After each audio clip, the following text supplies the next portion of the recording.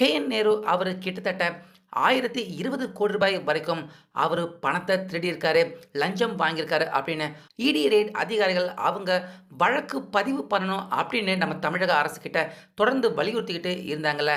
இப்ப அதிகாரப்பூர்வமா இடி ரெய்ட் அதிகாரிகள் கே.என். நேரு அவரு எவ்வளவு பணம் தான் கொள்ளையடிச்சிருக்காரு, அவர்கிட்ட இருந்து அவங்க எல்லாருடைய ஃபோன்ல இருந்துமே சிக்கின அந்த ஆதாரங்கள் எல்லாமே என்னென்ன அப்படின்னு இப்ப வெளிப்படையாகவே இடி ரெய்ட் அதிகாரிகள் தமிழக மக்கள் எல்லாருமே இத கொஞ்சம் பாருங்க அப்படிங்கிற மாதிரி கே.என். நேரு அவருடைய முகத்திரைய இன்னைக்கு கிழிச்சிருக்காங்க. So K.N.. நேரு அவருடைய முகத்திரைய மட்டும் கிழிக்கல. அவர் கூட சேர்ந்து ஸ்டாலின், உதயநிதி இன்னும் பல பேர் பல பெரிய புள்ளி அவங்க எல்லாருமே திமுக பெரிய புள்ளி அவங்க எல்லாருடைய முகத்திரையையும் இப்ப அவங்க எல்லாருடைய ஃபோன்ல இருந்து கைப்பற்றின முக்கியமான மிக மிக முக்கியமான ஆதாரங்கள் எல்லாத்தையுமே இப்ப இடி ரெய்ட் அதிகாரிகள் அதிகாரப்பூர்வமா அவங்க ஃபோன்ல இருந்து கைப்பற்றின எல்லா ஆதாரத்தையுமே வெளியிட்டிருக்காங்க. ஸோ இந்த ஆதாரம் எல்லாத்தையுமே இப்ப நம்ம இங்க பார்க்க போறோம். பார்க்குறப்ப கே.என். நேரு அவர் இதுவரைக்கும் அவர் அடிச்ச பணம் இந்த 5 வருடத்துல அவர் அடிச்ச பணம் 1020 கோடி ரூபாய் கிடையாதுங்க. கிட்டத்தட்ட 50,000 கோடி ரூபாய் வரைக்கும் கம்மியா அசால்ட்டா கே.என். நேரு அவர் நிச்சயமா பணத்தை கொள்ளையடிச்சிருக்காரு அப்படிங்கிறது இதன் மூலியமாக ரொம்பவே பார்த்தீங்கன்னா தெள்ளத் தெளிவாக தெரிய வருது. அதுவும் எப்படின்னு பார்த்தீங்கன்னா, நம்ம எல்லாருமே சிவாஜி படம் பார்த்துருக்கோம் இல்லையா? ரஜினி அவர்கள் நடிச்சிருந்த சிவாஜி திரைப்படம். அந்த திரைப்படத்துல ரஜினி அவர்கள் எப்படி கருப்பு பணம் எல்லாத்தையுமே வெள்ளை பணமாக மாத்துவாரோ, அதே பாணியில கே.என். நேரு அவரு பணத்த மாத்தியிருக்காரு. ஸோ அப்படி கே.என். நேரு அவரு எப்படி கருப்பு பணம் எல்லாத்தையுமே வெள்ளை பணமாக அவர் மாத்துனாரு, எப்படி அந்த பணம் எல்லாத்தையுமே அவர் செலவு செஞ்சுக்கிட்டு இருக்காரு. இப்படி கிட்டத்தட்ட 50,000 கோடி ரூபாய் வரைக்கும் பணம், அந்த எல்லா பணமுமே கே.என். நேரு அவர் எப்படி அவர் கைக்கு வந்துச்சு? ஏன்னா ஒரு அமைச்சராக இருந்தாலுமே அவர் எப்படி இந்த எல்லா பணத்தையுமே அவர் மக்களை ஏமாத்தி அவர் சம்பாரிச்சாரு, அதாவது ஏமாத்தி எப்படி புடுங்குனாரு அப்படின்னு இந்த எல்லா ஆதாரத்தையுமே இப்ப இடி ரெய்ட் அதிகாரிகள் அவங்க வெளியிட்டிருக்காங்க. ஸோ அது எல்லாத்தையுமே இந்த வீடியோவுல இப்ப தெளிவா டீட்டெயிலா பார்க்கலாம். கொஞ்சம் ஷாக் ஆகாம மட்டும் இந்த வீடியோவ பாருங்க. இதுல ஃபர்ஸ்ட் இடி ரெய்ட் அதிகாரிகள் அவங்க கைப்பற்றிருக்க வாட்ஸ்அப் சேட் ஆதாரங்கள் எல்லாமே யார் யார் கிட்ட இருந்து அவங்க கைப்பற்றிருக்காங்க அப்படின்னு பார்த்தீங்கன்னா, கே.என். நேரு அவர் ஒரு கம்பெனி மாதிரியான நிறுவனம் நடத்துறாரு. அந்த நிறுவனத்தின் எம்டியாக இருக்கிற டி. ரமேஷ், அதுக்கப்புறமா கவிப்பிரசாத், கே.என். நேரு அவருடைய பிஏ அப்படின்னு சொல்றாங்க.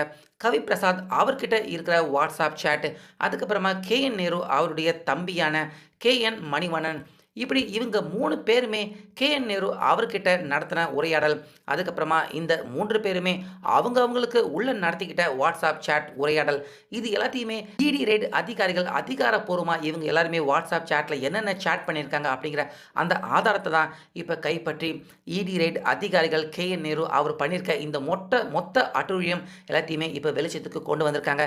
இதில் ஃபர்ஸ்ட் கே.என். நேரு அவருடைய பிஏவாக இருக்கிற கவிப்பிரசாத், இந்த கவிப்பிரசாத் அவர் என்னென்ன வேலை பண்றாரு அப்படின்னு பார்த்தீங்கன்னா, நம்ம தமிழகத்தில் நடக்கக்கூடிய எங்கெங்கெல்லாம் டெண்டர், கான்ட்ராக்ட் இது எல்லாமே நடக்குது, அரசு பணி அதுக்கு கீழே வேலை செய்து நடக்கக்கூடிய அந்த வேலை, ரோடு போடுறதாக இருக்கட்டும், ஏதாவது ஒரு இடத்துல பல்ப் ஃபிட் பண்ணுறது, மிகப்பெரிய அளவில் பில்டிங் கட்டுறது, கான்ட்ராக்டர் விடுறது, இப்படி சின்ன வேலையில் இருந்து பெரிய வேலை வரைக்கும் அரசு தரப்பு அவங்க பண்ணி கொடுக்க வேண்டிய வேலைகள் எல்லாமே இருக்குது பார்த்தீங்களா? அந்த டெண்டர் எல்லாமே யார் யார்கிட்ட போகணும் அப்படின்னு கே.என். நேரு அவருடைய அந்த துறைக்கு கீழே வர அந்த அரசு வேலை எல்லாமே யார் யாருக்கு டெண்டர் கொடுக்கப்படும் அப்படின்னு முன்கூட்டியே இவங்களே பார்த்தீங்கன்னா வாட்ஸ்அப் சேட் மூலயமா பேசி இவங்களே முடிவு எடுத்துக்கிறாங்க. அவங்க எல்லாருக்கிட்டேயுமே பார்ட்டி ஃபண்டு அப்படின்னு லஞ்ச பணத்தை வாங்குறாங்க. லஞ்ச பணத்தை வாங்கிக்கிட்டு சும்மா பேச்சுக்கு கண் துடைப்புக்கு அந்த இடத்துல டெண்டர் நடக்கிற மாதிரி நடக்கும். ஆனால் ஏற்கனவே இவங்களே இவங்களுக்குள்ளேயே முடிவு பண்ணிடுறாங்க யார் யாருக்கு டெண்டர் கொடுக்கணும் அப்படின்னு.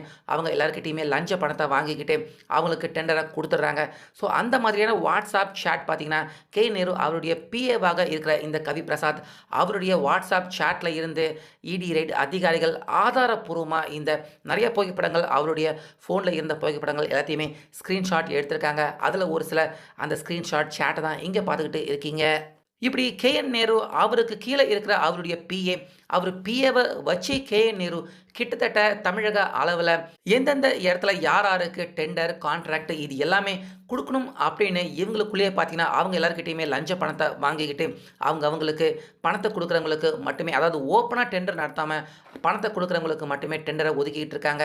இதில முக்கியமா நேரு அவருடைய துறைக்கு கீழ மத்திய அரசு அதாவது மத்திய அரசு டெல்லி நம்மள வஞ்சிக்குது, நமக்கு நிதி குடுக்கல அப்படின்னு சொல்லிக்கிட்டு இருக்க இதே திமுக அரசு அவங்களுக்கு வருஷத்துக்கு கிட்டத்தட்ட ரூ. 50,000 கோடி வரைக்கும் நேரு அவருடைய டிபார்ட்மெண்ட்டுக்கு மட்டுமே மத்திய அரசு தமிழக மக்கள் அவங்களுக்கு செய்ய வேண்டிய அந்த கடமையாக கிட்டத்தட்ட ரூ. 50,000 கோடி நேரு அவருடைய டிபார்ட்மெண்ட்டுக்கு கீழ மட்டுமே வருஷத்துக்கு இந்த 5 வருஷத்துக்கு கிட்டத்தட்ட ரூ. 2,50,000 வரைக்கும் மத்திய அரசு நேரு அவருடைய டிபார்ட்மெண்ட்டுக்கு கீழ வர துறைக்கு மட்டுமே குடுத்துருக்காங்க.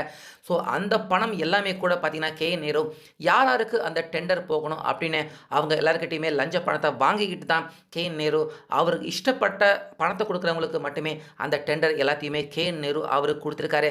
அதற்கான ஆதாரம் எல்லாமே கூட இங்க WhatsApp சேட்ல தெளிவாக இருந்திருக்கு. ஸோ அந்த ஆதாரம் எல்லாத்தையுமே இப்ப இடி ரெய்ட் அதிகாரிகள் அவங்க வெளிப்படையாக வெளியிட்டிருக்காங்க. அப்படி வரக்கூடிய அந்த பணம் எல்லாத்தையும் தான் பார்த்தீங்கன்னா, இப்ப ஃபர்ஸ்ட்டு முன்னதா சொன்ன அங்க மேல இருக்கிற அந்த நிறுவனத்தின் எம்டியாக இருக்கிற ரமேஷ். அந்த ரமேஷ் பார்த்தீங்கன்னா, நம்ம எல்லாருமே சிவாஜி படம் பார்த்துருக்கோம். அந்த படத்துல ரஜினி அவர்கள் அந்த கருப்பு பணம் எல்லாத்தையுமே வெள்ள பணம் ஆக்குறதுக்கு என்ன பண்ணுவாரு, இங்க நம்ம லோக்கல்ல இருக்கிற ஹவாலா பணத்த டிரான்சாக்ஷன் பண்ற ஒரு நிறுவனம் அவங்க கிட்ட அந்த மொத்த பணத்தையுமே குடுத்துட்டு, அவங்க குடுக்கக்கூடிய அந்த ரூ. 10 நோட்டு அத எடுத்துட்டு போய் வெளிநாடு துபாய், சிங்கப்பூர் நம்ம இந்தியாவ சுத்தி எப்படி வல்லரசு நாடுகள் மிகப்பெரிய அளவுல இருக்கு. அந்த நாட்ல போய் இங்க குடுக்கக்கூடிய அந்த ரூ. 10 நோட்ட கொண்டு போய் அங்க குடுத்தாங்கன்னா, இங்க குடுக்குற காசு அப்படியே பார்த்தீங்கன்னா, வெளிநாட்டு பணம் அப்படியே வெள்ளை பணமாக திரும்பவும் நேரு அவருடைய அக்கவுண்ட்டுக்கே திரும்பவும் நம்ம இந்தியாவுக்கோ, இல்ல வெளிநாட்ல எங்க ஏதாச்சும் முதலீடு பண்ணணுமா, இப்படி வெளிநாடுகள்ல ஏதாச்சும் தொழில் துவங்குறது, இப்படி இந்தியாவுக்கு வெளிய அந்த பணத்த எடுத்துட்டு போய் இஷ்டத்துக்கு செலவு பண்ற வேலையிலுமே நேரு அவரு ஈடுபட்டிருக்காரு. அப்படி இங்க உள்ளூர்ல அடிச்ச கொள்ளை கிட்டத்தட்ட வெளிநாடு வரைக்கும் அந்த பணம் எல்லாமே திரும்ப நம்ம இந்தியாவுக்கு திரும்ப வராம ஹவாலா டிரான்சாக்ஷன் எல்லாமே நேரு அவரு இன்டர்நேஷனல் லெவல்ல கடந்த 5 வருஷமா அவரு பண்ணிக்கிட்டு இருந்திருக்காரு. இதுல மிக முக்கியமா நேரு அவருடைய தம்பி உடைய அந்த WhatsApp சேட்டையுமே இடி ரெய்ட் அதிகாரிகள் அவங்க கைப்பற்றிருக்காங்க. ஸோ இதுல மேற்கண்ட நம்ம சொன்ன எல்லா தகவல்களும் பார்த்தீங்கன்னா, நேரு அவருடைய தம்பி உறுதி பண்றாரு. அதாவது இத்தனாம் தேதி இந்த இடத்துல வந்து இந்த ரூபாய் நோட்டு குடுத்தோம். அந்த நோட்டுக்கான டிரான்சாக்ஷன் காசு வந்து சேர்ந்துருச்சா அப்படின்னு WhatsApp சேட்ல கேட்குறாங்க. அதுக்கு நேரு தம்பி பார்த்தீங்கன்னா, ஓகே டன் காசு வந்துருச்சு அப்படின்னு அதாவது கிட்டத்தட்ட கோடிக்கணக்கில தான் எல்லாமே இருக்கு. கோடிக்கணக்கில பணங்கள் வந்துருச்சு அப்படின்னு சொல்றாரு. அதுக்கப்புறமா அடுத்து 2ஆம் தேதி, 3ஆம் தேதி அப்படின்னு ஒவ்வொரு நாளுக்கும் கிட்டத்தட்ட கோடி அப்படின்னு வெளிநாட்டுக்கு பணம் நம்ம தமிழ்நாட்ட விட்டு வெளிநாட்டுக்கு பணம் போது. அந்த பணம் எல்லாமே இங்க குடுத்தாச்சு. அங்க ரிசீவ்டா, டன்னா அப்படின்னு நேரு அவருடைய தம்பி கேட்குறாரு. அதுக்கு ஓகே டன் காசு வந்துருச்சு அப்படின்னு கிட்டத்தட்ட பார்த்தீங்கன்னா, அந்த இடத்துலயுமே ஒரு 200 கோடி, 300 கோடி அப்படின்னு கிட்டத்தட்ட பணம் எல்லாமே பார்த்தீங்கன்னா, லட்சங்கள் கூட கிடையாது. எல்லாமே கோடிக்கணக்கில ரொம்ப அசால்ட்டா நாள் ஒன்றுக்கு அப்படிங்கிற மாதிரி நேரு தம்பி அவருடைய WhatsApp சேட்ல அந்த டிரான்சாக்ஷன் நடந்து எல்லாமே டன். அக்கவுண்ட்ல பணம் விழுந்துருச்சு அப்படிங்கிற மாதிரி நேரு தம்பி பார்த்தீங்கன்னா, கிட்டத்தட்ட அவரு நேரு அவருடைய மொத்த கம்ப்ளீட் பினாமியாக நேரு அவருடைய தம்பி மணிவண்ணன் அவரு செயல்பட்டிருக்காரு. அவருடைய அந்த செல்ஃபோன்ல இருந்தும் WhatsApp சேட்டு, அதுக்கப்புறமா Telegram சேட் இது எல்லாத்தையுமே இடி ரெய்ட் அதிகாரிகள் ஆதாரப்பூர்வமா இப்ப அங்க கைப்பற்றிருக்காங்க. ஸோ இந்த ஆதாரங்கள் எல்லாமே எங்க கையில இருக்கு. அதனால தான் இங்க தமிழ்நாட்ல காவல்துறை அவங்க வழக்கு பதிவு பண்ணுங்க, எஃப்ஐஆர் போடுங்க அப்படின்னு கடந்த 2, 3 மாதங்களாக வலியுறுத்திட்டு இருந்திருக்காங்க. ஆனா நம்ம தமிழக அரசோ, இல்ல காவல்துறை, லஞ்ச ஒழிப்புத்துறை யாருமே நேரு அவர் மேல எஃப்ஐஆர் பதிவு பண்ணாம இருந்திருக்காங்க. ஸோ அது மட்டும் கிடையாது. இந்த WhatsApp சேட்ல இன்னும் வெளியிடப்பட முடியாத அளவுக்கு இன்னும் ஒரு சில ரகசியமான WhatsApp சேட் எல்லாமே இருக்கு அப்படின்னு சொல்றாங்க. அந்த WhatsApp சேட் எல்லாமே ஏறக்குறைய சிஎம் அதாவது ஸ்டாலின் அவருக்கு நெருக்கமான WhatsApp சேட்டாக இருக்கு. துர்கா ஸ்டாலின், அதுக்கப்புறமா உதயநிதி இப்படி இவங்க எல்லாருக்குமே நெருக்கமான WhatsApp சேட்டாக இருக்கு. இடி ரெய்ட் அதிகாரிகள் அவங்க கைப்பற்றிருக்க இந்த WhatsApp சேட் எல்லாமே கிட்டத்தட்ட ஒரு 6, 7 மாசமாக அவங்க கைப்பற்றின WhatsApp சேட் மட்டும் தான் இது. அப்படின்னா கிட்டத்தட்ட 5 வருஷம் வரைக்கும் நம்ம தமிழகத்த ஆட்சி பண்ணியிருக்க திமுக, அந்த ஆட்சியில முக்கியமான பொறுப்புல இருந்திருக்க கே.என். நேரு, வெறும் இந்த 6, 7 மாசத்திலேயே கிட்டத்தட்ட கே.என். நேரு அவரு ரூ.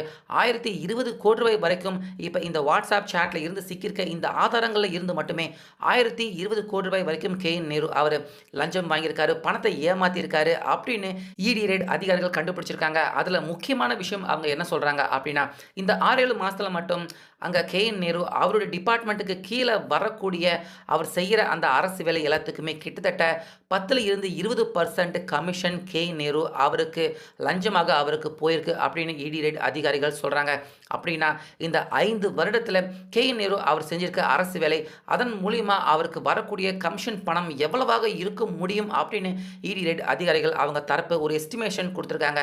அதுல கே.என். நேரு அவருக்கு வரக்கூடிய அந்த கமிஷன் பணம் மட்டுமே, அதாவது இந்த 6, 7 மாசத்துல கிட்டத்தட்ட இவ்வளவு கமிஷன் பணம் கே.என். நேரு அவர் அடிச்சிருக்காரு அப்படின்னா, இந்த 5 வருஷத்துல கே.என். நேரு அவருக்கு கிட்டத்தட்ட 50,000 கோடி ரூபாய் வரைக்கும், இதே மாதிரி 5 வருடத்துக்கு கே.என். நேரு அவர் செஞ்சிருந்தா 50,000 கோடி ரூபாய் வரைக்கும் அவருக்கு நிச்சயமாக லஞ்ச பணம் அவருக்கு கிடைச்சிருக்கும். அவர் நிச்சயமாக அவ்வளவு பணத்தை அவர் கையாடல் பண்ணியிருக்கலாம் அப்படிங்கிற மாதிரி இடி ரெய்ட் அதிகாரிகள் அவங்க தரப்பு இந்த திடுக்கிடும் தகவலையும் அவங்க வெளியிடுறாங்க.